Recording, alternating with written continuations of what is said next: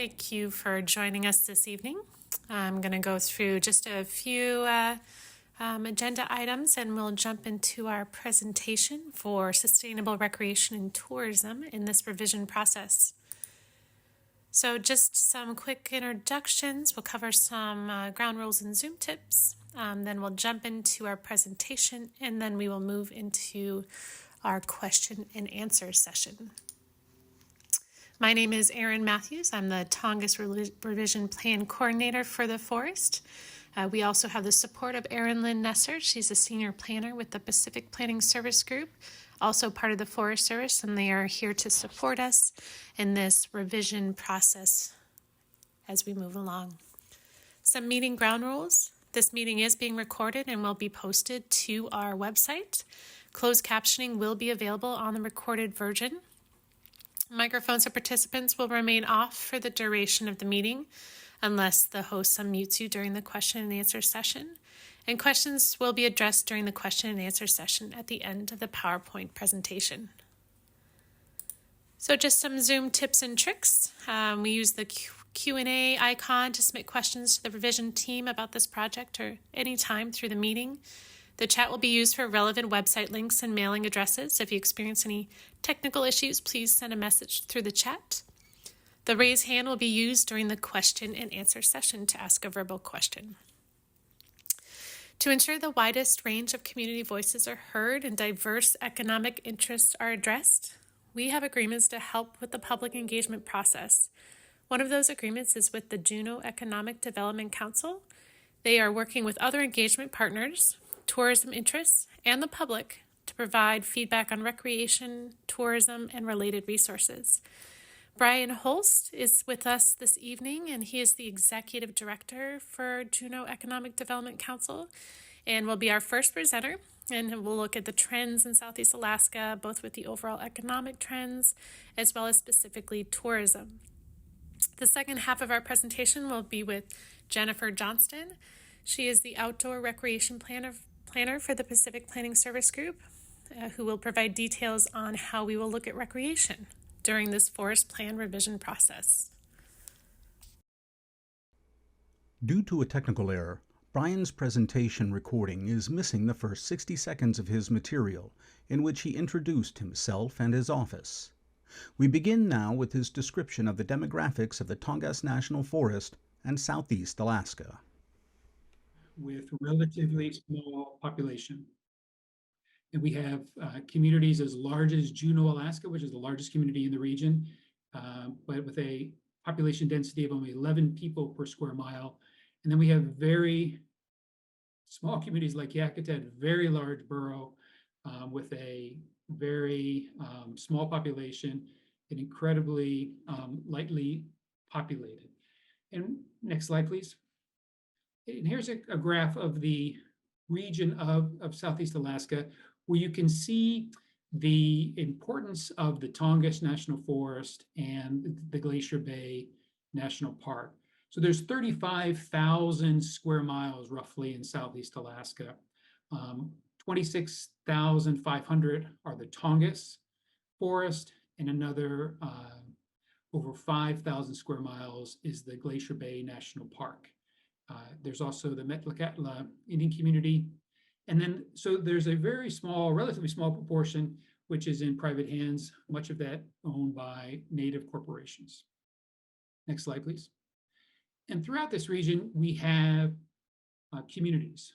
And our communities, and the reason I wanted to share this slide with you is that we live in the Tongass, the largest national forest in America, and our communities are throughout the Tongass, surrounded by the Tongass, and that's anything we do in this region is impacted by what happens on the Tongass National Forest. Next slide, please. When we look at the people in our region, we see that in our population of about 71,000, we see these are the demographic distribution. About a little over a quarter of the population of our region is Alaska Native. The preponderance of people, over 60%, are white, and then we have other minority groups living in our region. Next slide, please. But what we are really like to emphasize here tonight in this conversation about looking at the visitor industry and recreation, we're using them a little bit synonymous today, is some of the recreation activities that are important in our region. And here's just some beautiful photos of some of the types of activities, recreation activities that occur in our region that make it attractive to people living here, as well as to, really importantly, as to visitors to our region. Freshwater fishing, saltwater fishing, of course, whale watching, canoeing, hiking, game viewing, hunting as well, cultural tours, cruises, flight sailing. There are many others, but this gives you a sense of the diversity of recreation activities that are present. Next slide.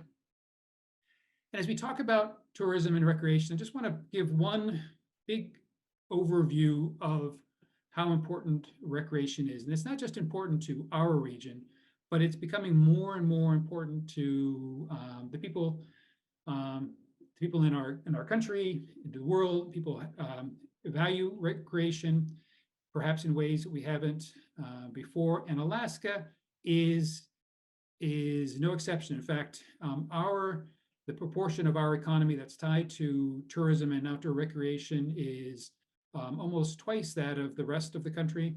And we're the fifth highest ranking state in terms of outdoor recreation value in our country. Next slide, please. So this gives a relative importance of employment in the visitor industry in our region. And so when we look at our average monthly employment, you see that the visitor industry is one of the sectors with the highest number of jobs. Local, tribal government are combined together. We have state government, health and social services, and then we see other sectors like mining and timber. And next slide, please. Similarly, when we look at the earnings, we see similar. We see visitor industry strong. We don't see them quite as high because the jobs in this sector don't pay as well as local and tribal. And you saw the mining, those jobs are relatively higher. But again, the visitor industry amongst the different sectors of the economy of our region is really important sector. Next slide, please. Just want to take a little bit of a look at Southeast Alaska government employment over time. And we want to present this because on this graph, we see the local and tribal at the top, which has been steady, slight increase in this 10-year period that we've chosen to show you. We see federal employment at the bottom, which over the 10-year period, we see a decline in federal jobs in our region. And then we see state employment, that's the blue line in the middle. And that decline is pretty relatively steep. We've lost over 1,000 jobs, only 4,000, a little over 4,000 jobs in state, funded by the state in our region. So the point here is that other elements of our economy, Southeast Alaskans need to find other places for employment. Next slide, please. This one just looks at the earnings.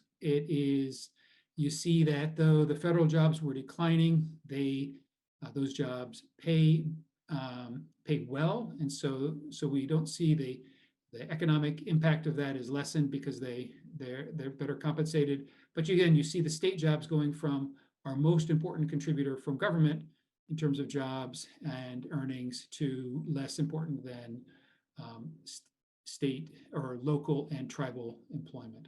Next slide, please. And then here we look at a couple of the industries in our region. And here we've chosen to look at 4 that are really closely related to the forest. And that's the visitor industry. That's the green line at the top. This is the number. This is employment, again, in the last 10 years. The next line down, the yellow line, represents fishing. Then we have natural resources and mining, which is the bottom, the blue line. And at the very bottom is timber. And timber has been stable in the last 10 years, but it was from a few thousand of jobs decades ago to being a relatively minor part of the economy. But you do see that the the jobs in the visitor sector are the most numerous that we have in our region. Next slide, please. In this slide, again, we look at jobs. We also have to look at the earnings as well. And so this slide looks at earnings. Again, the green is the visitor industry, and as you go from 2013 till today, you see that the earnings from that industry now are have grown in its importance, both in overall value and also relative importance. You see that commercial fishing, which ebbs and flows, is still important.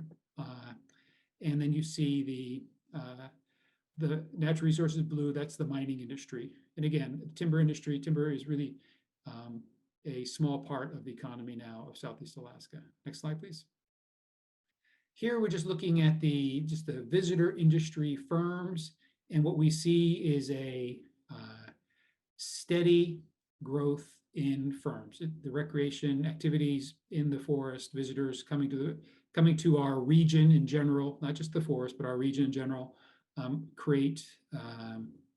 continue to create new firms. Next slide, please. And just to give a little bit more context about so the number of visitors and who comes, so we're just looking at it in a few different ways here to wrap up. And this slide shows the Alaska Marine Highway System. And the decline in this slide has probably most to do with this funding by the state for this particular service, but also that drop there in 2020, that of course is COVID, and we see it recovering. When we look at the next slide, we see air travel. And air travel in Southeast has if you look from 2014 to 2022, and approximately the last 10 years, you see a net increase in travel. Of course, again, we were impacted by COVID, as everywhere in the nation was. All visitor-related activities were impacted, but you see us having a strong recovery and an overall growth trend in visitors. And finally, the main source of visitors to the region are cruise passengers. This particular graph measures large cruise ship passengers, which is the vast majority of the cruise ship passengers. There are small cruise passengers, people that arrive on small cruise ships, but those numbers are in the tens of thousands. These are last year there were 1,690,000, and the estimates for next year are about the same. Next slide, please. And finally here, just to summarize, just a couple of key takeaways from this brief overview is that Southeast Alaska encompasses the Tongass National Forest, the largest forest in America, and Southeast Alaska are very close to covering the same area. We really live in and amongst the forest. The visitor industry in this region is growing, and it's made a strong recovery post-COVID. The other industries, extractive industries that operate in our region and also in the forest, are steady, or perhaps in the case of timber, in a general decline. Steady in the last 10 years, though. The state and federal government jobs have been declining, with the state being the largest, showing the largest, greatest percentage decline and overall decline. And finally, the visitors. The interest in our region probably has never been higher. At least, I don't know if I can say the interest, but the actual visitors has never been higher. That's for certain. And there seems to be incredible demand moving forward to enjoy Southeast Alaska. Thank you for the opportunity to present.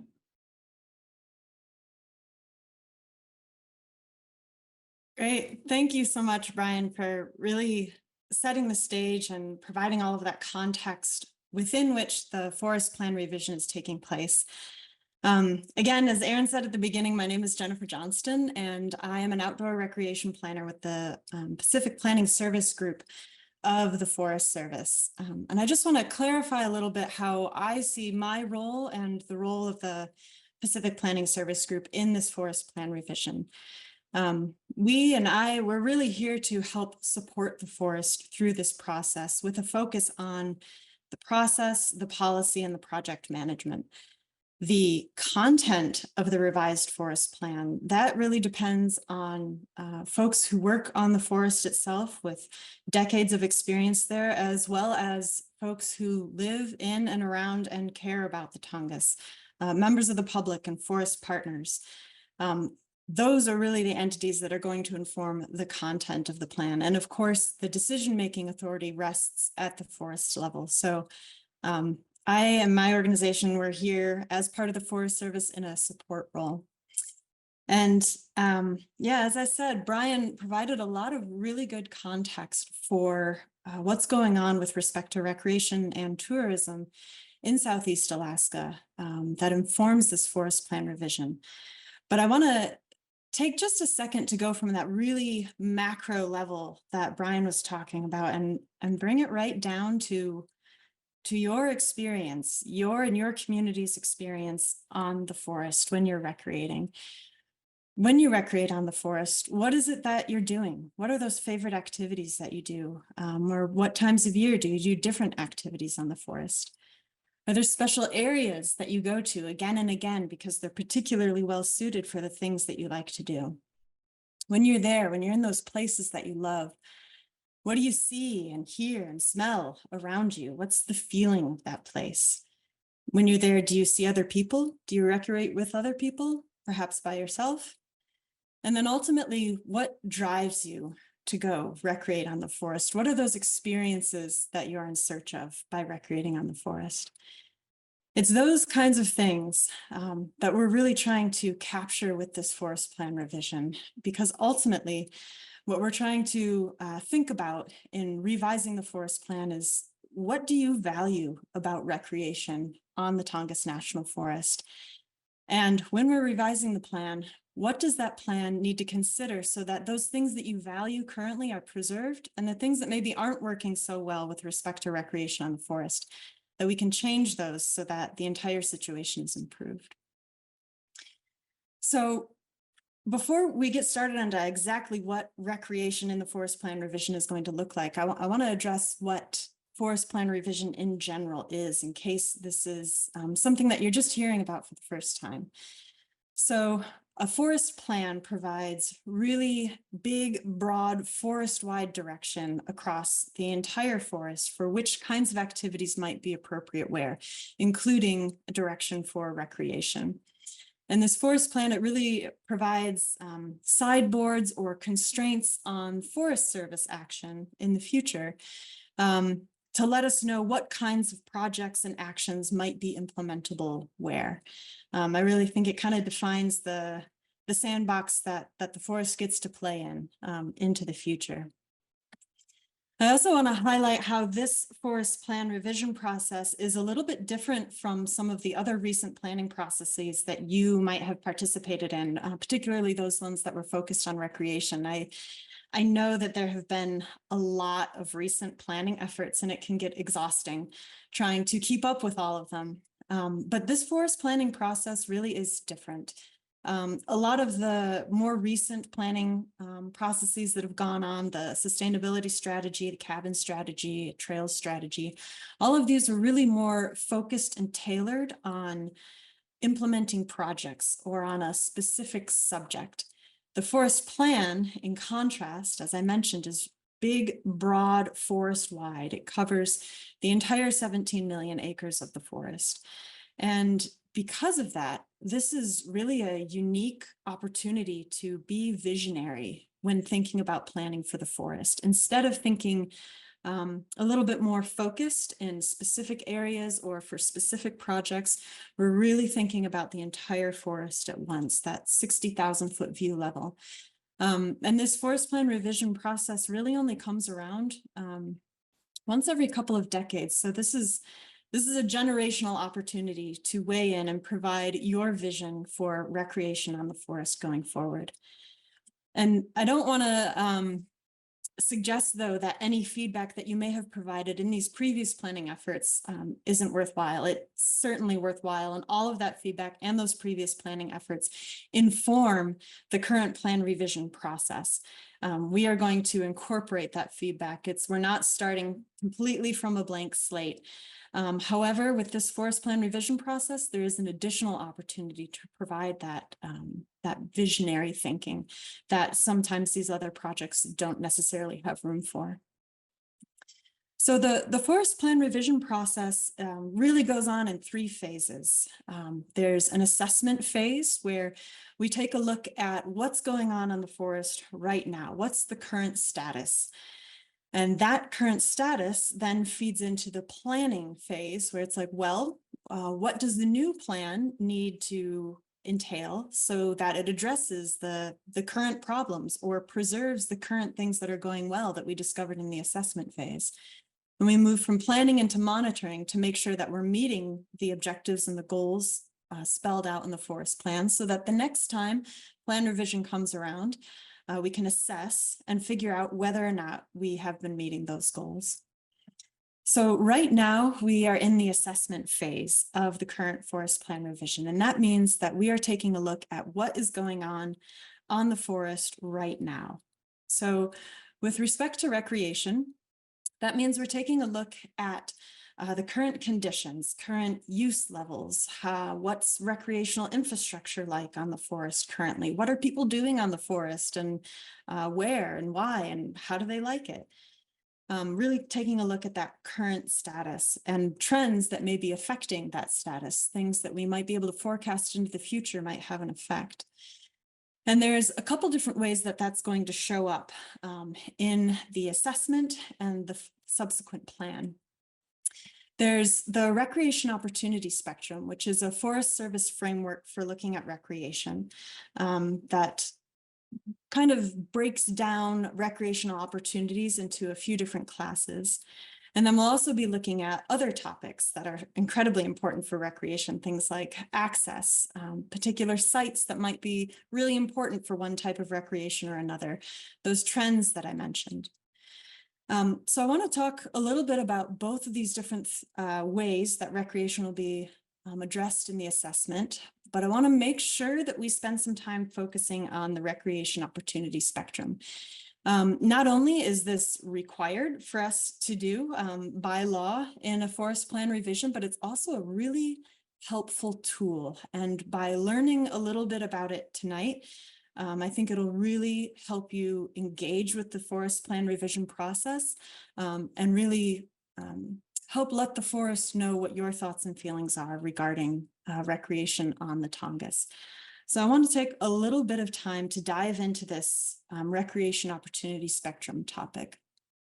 So I think it's really easy to get caught up in the wonkery of something like the recreation opportunity spectrum, this Forest Service framework, but I want to start with the foundation that the recreation opportunity spectrum rests on, because I think these are 2 really important truisms that people want to do different things and have a different types of experiences and different types of settings. Everybody's recreational tastes are different, really, and that public land, in order to provide for those diverse recreational desires of the public, should provide a diversity of those opportunities, should make sure that those different desires that folks have can be met. And that's what the recreation opportunity spectrum is all about.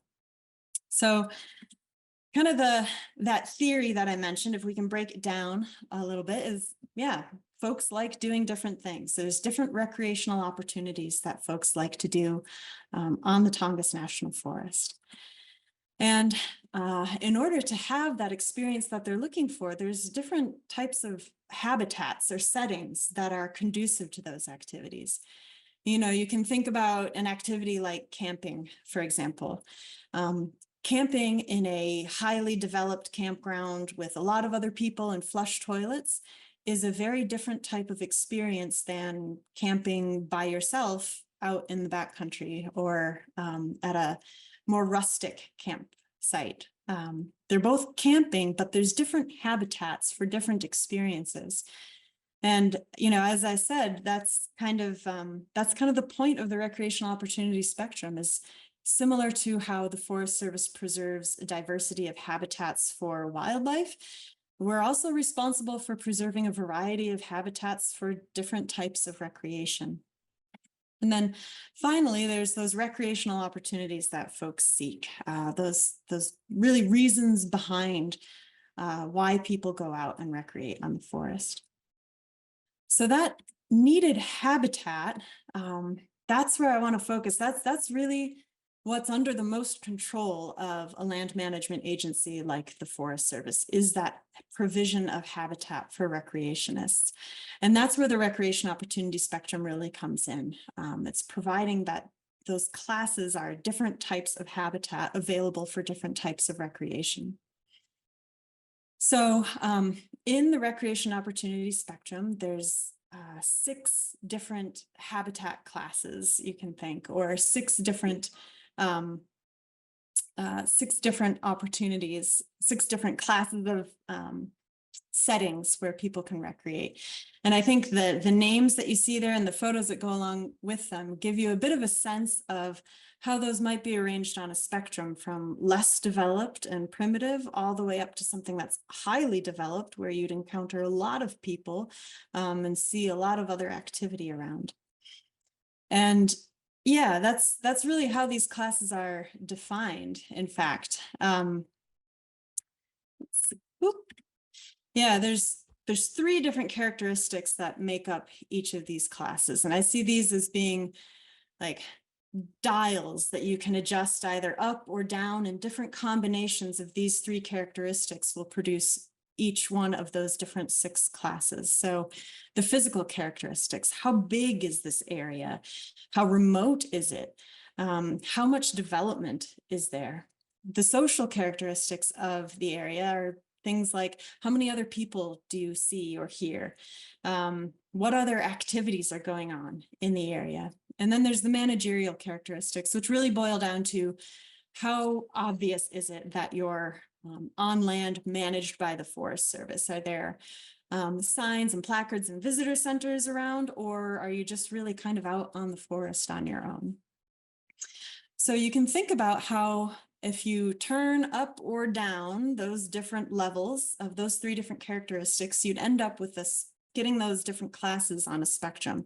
As I said, all the way from the primitive side of things, where there's low development, low chances of seeing other people, a high degree of remoteness, all the way up to more rural or urban settings where there's lots of development, lots of other people, and it's probably pretty clear that you're on a Forest Service managed chunk of land or development. So what does this all mean? Well, where the rubber hits the road is that the recreation opportunity spectrum is these 6 different classes are assigned to areas across the forest. And in the forest plan revision process, we'll be taking a fresh look at which areas might be suitable for which of these different 6 classes. And assigning classes to areas on the forest is helpful, because in the future, that will let the forest know what types of projects or activities might be appropriate in different areas. So any project or activity that would be approved would have to be harmonious with the recreation opportunity class spectrum, recreation opportunity spectrum class that's assigned for that area. So for example, if there's an area and it's determined that there's a need for some additional trail in that area, there's a high demand and folks want more opportunities to hike on a trail there. Well, the recreation opportunity spectrum class that's assigned to that area is going to let us know what type of trail might be appropriate to construct there. Anything from a scratched in really rustic trail all the way up to something that is highly developed, maybe even paved, depending again on the recreation opportunity spectrum class assigned to that area. So that's how this concept ends up being used once these classes are assigned to areas in the forest plan. So what this all means for you and for where we are currently in this assessment phase of the forest plan revision is this really informs the type of feedback that's really helpful for us to hear at this point. So if we go back to that formula that makes up the recreation opportunity spectrum, what we'd like to know is, well, what do you like to do on the forest? How do you recreate on the Tongass? What's that habitat that you need? Thinking back to those questions I started with, what does it look, feel, and sound like when you're recreating? What's the setting? What's the environment that you need to participate in your activity of choice? And ultimately, in order for you to have the experiences that you're seeking when you go out there and recreate on the forest. And of course, I don't want us to lose sight of all those other really important topics beyond the recreation opportunity spectrum that also factor into forest plan revision. Some of the really important ones include access. It's pretty hard to recreate unless you have access to the areas that you're trying to get to. So what are the needs or desires there? How is access working currently on the forest? Where is it working well? Where is it maybe not working so well? Areas that might be particularly important or particularly well suited for different types of recreation. And then again, those trends, those changes that you notice on the land or in the ways that people are recreating that are that the forest plan is going to have to address. So to kind of sum it all up, these are the kinds of things that we are really eager to hear from you about in this assessment phase of the forest plan revision. The answers to these questions are going to help paint us a picture for how things are going on the Tongass with respect to recreation, and therefore what we might need to do in the new forest plan to improve things. And I also just want to touch momentarily on sustainability. I started this presentation with a slide talking about sustainable recreation and tourism. And the Forest Service defines sustainable recreation as the set of recreation settings and opportunities on the national forest system that is ecologically, economically, and socially sustainable for present and future generations. And that's kind of depicted here in this graphic, those three different facets of sustainability, economic, ecologic, and social, are all there. And I heard someone recently refer to this as those three factors being in dynamic tension. And that's really a good way, I think, to think about it is, in true sustainability, of course, we're trying to maximize the sustainability and the ecology, the social environment, and the economic environment. But of course, there's always trade-offs and balancing acts to be made. So, this is the Forest Service definition of what sustainable recreation means. But I think when we're dealing with forest plan revision on the Tongass, what is actually going to be sustainable on the ground really needs to be informed by what that means for each community that's affected. As Brian said, all of our communities are nestled within the forest. And so true sustainability, those trade-offs, and what is really going to be sustainable socially, economically, and ecologically, that's not something that the Forest Service can just decide. There is no one size fits all for this. This is something that, again, we really need to hear from people on, so that the forest plan, when it comes to recreation, really is sustainable and is a good fit for each of the communities that is going to be affected. And I just want to wrap up with another reminder that, again, this forest plan revision process is different from a lot of the other planning processes that you may have been a part of. Again, we're taking a big, broad, forest-wide perspective. This is visionary thinking for the next several decades of the forest. So this is really an opportunity to think big, think broad, and really address, like, what is the Tongass for? How does recreation and tourism fit into that puzzle? And then again, right now we're in the assessment phase of that planning process. And so we're focusing on current status and trends for what sustainable recreation currently looks and feels and sounds like on the forest, to then inform us for the next phase, where we'll think about what we're going to do about it. So thank you so much for your participation tonight and for all of the feedback that you will provide to the forest. I think Erin now is going to host a question and answer session and talk about some of the future opportunities for providing that feedback. So thanks. Thank you, Jen. So yes, we are going to move into our question and answer session. Just as a quick reminder, you can click on that Q&A button and put in that question directly over to me and or the group, or you could raise your hand if you would like to be unmuted and say your question. The moderator will unmute you. So either option. And then obviously we will be compiling these questions. If there's any questions that we just need to look into more to get you a more thorough answer, we will be compiling those and putting those onto our website, available for future viewing as well. Next slide.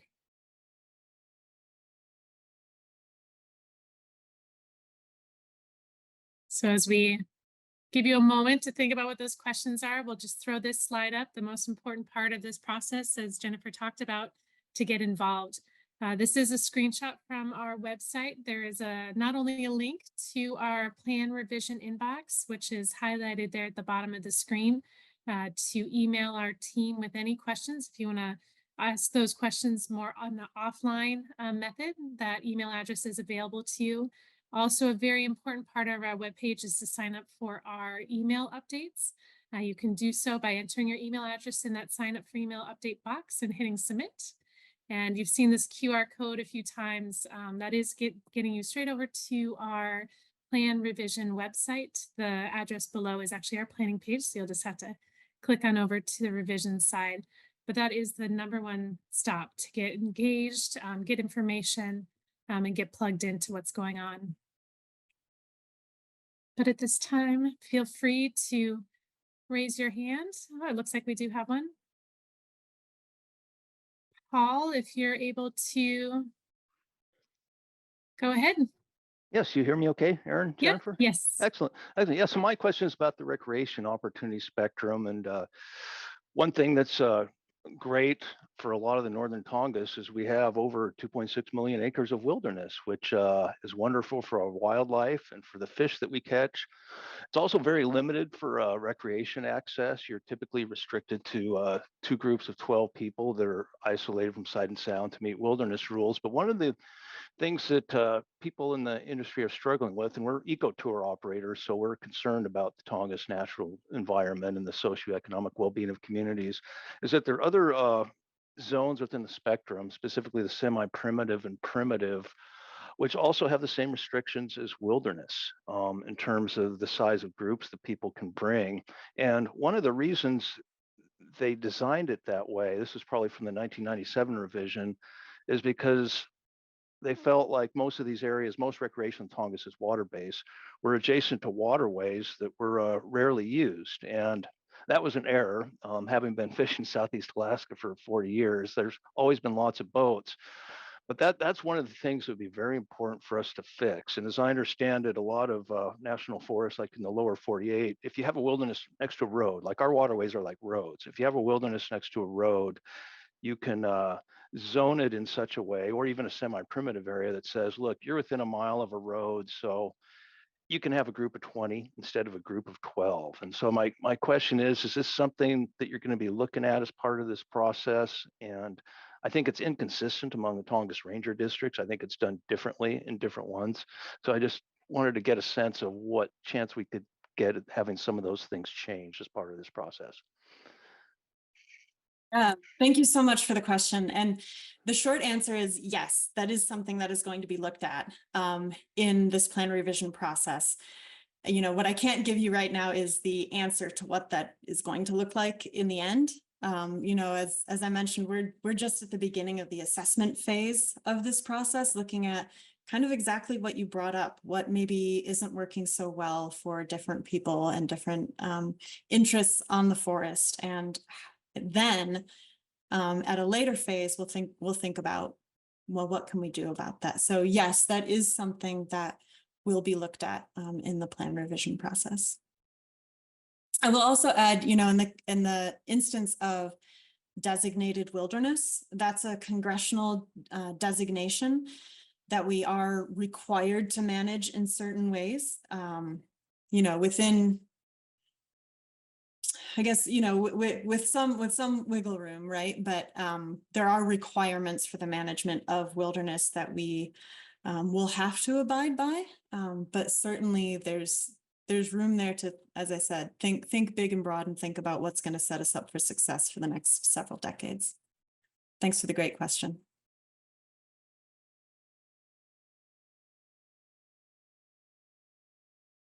All right, thank you, Paul, for that question. Does anyone else have? I haven't seen any questions come through on the Q&A yet. It looks like we do have 5 items that have popped into the Q&A in the last minute or so. Oh, no, I don't see any. Well, if you like, I can read them off to you. That sounds great. I don't know why I can't see them at all. Uh-huh. Well, the first one states, regarding public fatigue surrounding previous planning efforts and willingness to participate now, will the U.S. Forest Service summarize public comments from previous planning efforts relevant to the Tongass National Forest and release them publicly along with how this will be used in the revision process? I know many who feel they've already voiced their opinions and thoughts and have not seen the U.S. Forest Service address them, so they are not enthusiastic about voicing them again. Yes, thank you for that comment. And that is, transparency is very important to us, not only in this effort, but past efforts that the Forest Service has done. I can't speak necessarily to the other efforts, but we are making a concerted effort to be transparent, like even posting the Q&As up on our website. But we are engaged with another partner with Spruce Root, and they are helping us with just those kind of things to engage differently, and that includes providing that transparency of what we have gathered and how that is taken into the planning effort. And please want to stress that the comments from the engagement from the past efforts are being brought forward to this revision process so that we don't lose any of that feedback information that we have already gathered. Very important to make sure that we are listening to all the voices there in the Tongass. And one of the best things about our job is that we are always engaging. We always need to engage with the public, but definitely understand the importance of showing the transparency. So thank you for that. And that is part of our engagement strategy as we move forward to do just that. So we hope you continue to engage with us. And as Jennifer said, we're maybe engaging on a little different, more visionary level, opposed to some past more project specific type projects. So we really encourage you and hope you do stay with us and stay the course and continue to engage. Okay, the next question in the Q&A is related to the first gentleman's presentation, which focused on economic impacts of various sectors and industries. It would be nice to have the same discussion focused on the environmental impacts of these industries to provide a more broad and holistic perspective.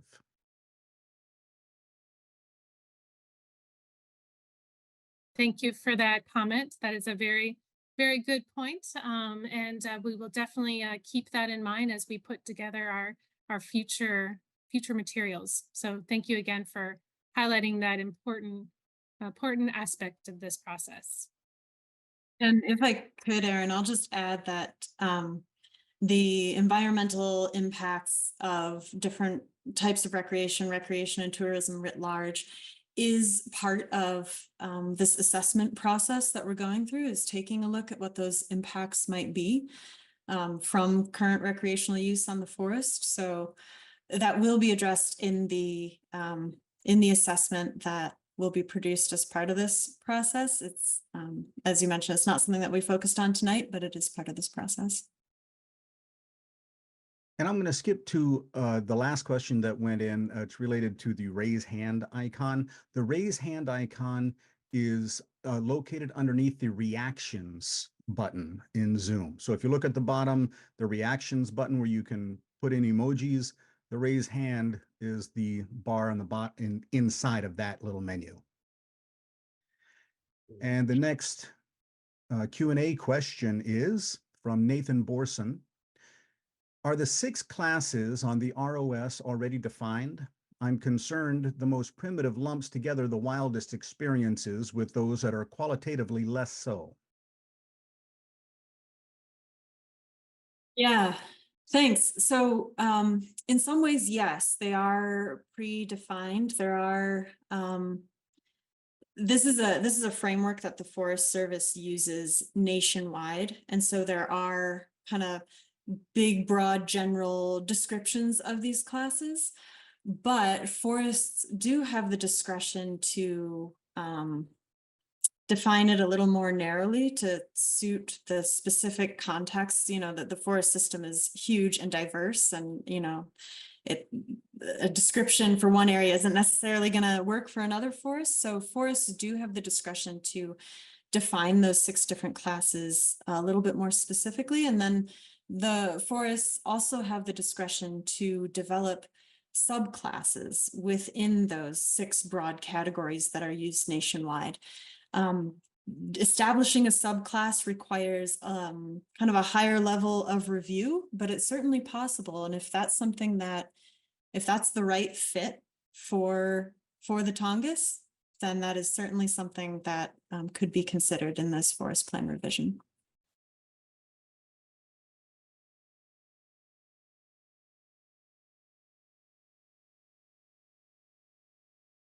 I think that Winston, you have your hand up.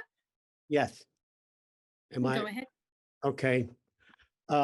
Jennifer, my question involves 2 elements, but I think, at least from my understanding, from my perspective, they seem to be related. And it goes back to your definition of the Forest Service idea of recreation on the Tongass, and the fact that it relates to the sustainability, the ecological and economic sustainability. I guess I'm having a difficult time envisioning that when economic growth seems to be something that continues to happen, and with economic growth, there's going to be impact on ecological sustainability. And so I don't see how those 2 can be maintained, you know, that you can maintain that sustainability. And more specifically, when you look at the 6 ROS classes that you described, I understand how you use that in terms of describing the availability of different recreational opportunities. But I think it's important to have an understanding of what the relative proportion of each of these classes is represented on the Tongass, and how that is going to affect the ecological and economic sustainability. For example, in the more developed, socially available class, that's gonna contribute to economy. But the more that class increases with demand, the greater impact that's going to have on ecological sustainability. So that's how I'm envisioning this. I'm trying to use your whole forest perspective that you're sharing and thinking about this. And I was hoping maybe you could help me understand this a little bit better and maybe clarify this with respect to the way I'm presenting it to you. Yeah, thanks. Well, I think you put your finger on one of the key questions, right? Like how do we maintain sustainability? You know, that's I wish I had the, like the one answer for that. And unfortunately, I don't know that anyone does. But that's what we're working towards, is some version of sustainability with the forest plan revision, is we're going to be grappling with this question. And That I think excuse me, for would that require limiting the any given ROS class and to what extent it can be represented across the Tongass? Is that an option, or? perhaps, Yeah. perhaps, the way that I think about it, not so much in terms of limiting, but like what is appropriate where, is really how I see this recreation opportunity spectrum being used to greatest effect, is thinking about what's appropriate where, trying to have a, that primitive class in an area like right next to a large town, like that just doesn't make a lot of sense, in the same way that trying to have one of those highly developed, urban settings in an area that is really difficult to get to, perhaps, or really far away from anything else, like probably just isn't super appropriate. It doesn't make a lot of sense. So yeah, I think about it in terms of, assigning these classes is what might be appropriate where. And to get to your question about sustainability and the balance between the economic and the environmental sustainability of any given thing, I think sustainability, it really isn't about absolutes, black and white. It's more about, like, we all want healthy communities that are economically viable.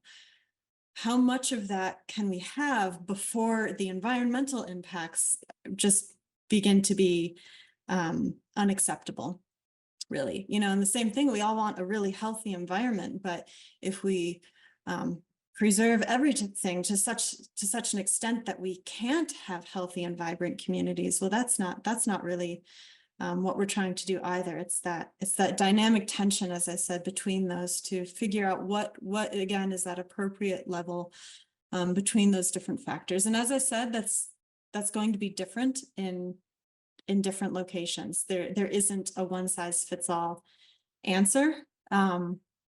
So yeah, hearing from communities is really the way that we're going to figure this out in the forest plan revision. Well, that's why I think, yes, it's important to think about it on a forest-wide basis, but it's also important to acknowledge that this is not a single forest ecosystem, that it's an archipelago. And the extent to which, what you described, the extent to which development or growth in one class is going to impact the environment, have impacts on the environmental or ecological sustainability, is going to depend whether on the size of the island, the ecological community, and to what extent those thresholds are going to vary throughout the forest. And without recognizing that, and without considering ecological scale or appropriate scales to think about that, and just think of the whole Tongass as 17 million acres as one system, I think that's gonna make it much more difficult to really be able to arrive at meaningful assessments of what you were describing earlier, of impacts and how one could impact the other one. Thank you very much for your time and for your sharing. Okay. Thank you, and thanks for the question. And let me just clarify, when I say that we're taking a broad forest-wide perspective, all I mean to say is that we are going to address every area of the forest, not necessarily that we're going to paint the whole forest with one big broad brush. Okay.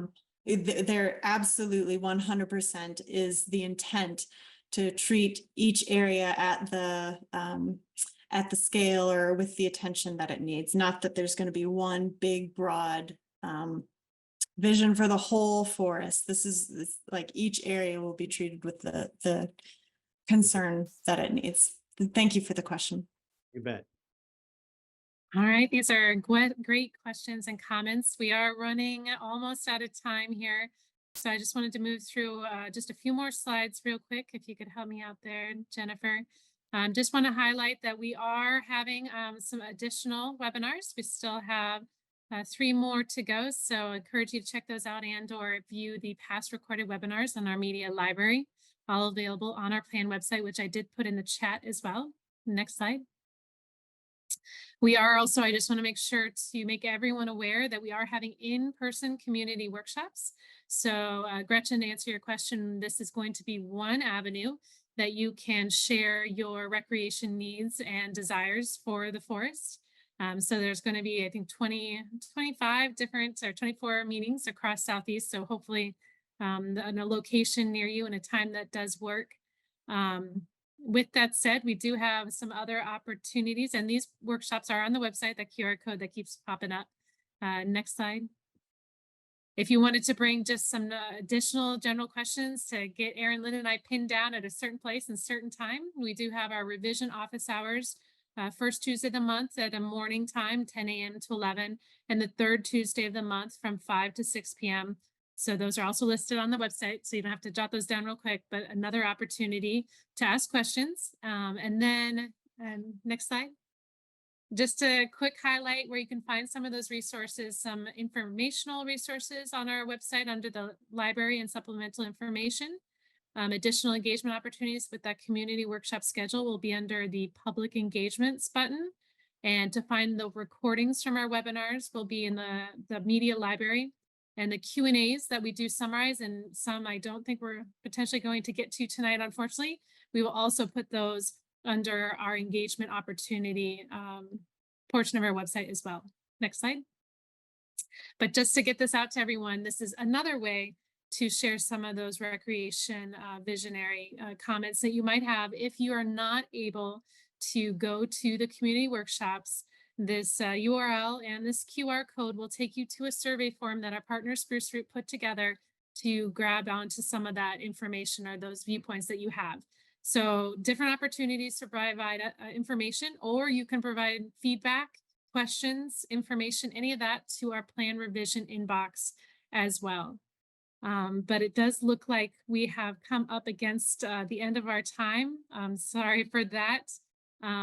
So if you are able to enter in your question to the Q&A, we can definitely collect all of those so we can post those onto our website. It's taken us a little bit to get those there, but please know that I am working to get those available on our website. But again, Jennifer, if you want to go back one slide for me. You can also email us at our plan revision inbox with any of those questions or further clarifications, anything that you might need for either from Jennifer, Brian, myself, and our revision team. But we really appreciate your time tonight. Thank you for joining us. And again, if you want to enter those questions into the Q&A, we will be sure to provide answers for those. So thank you again for joining us this evening.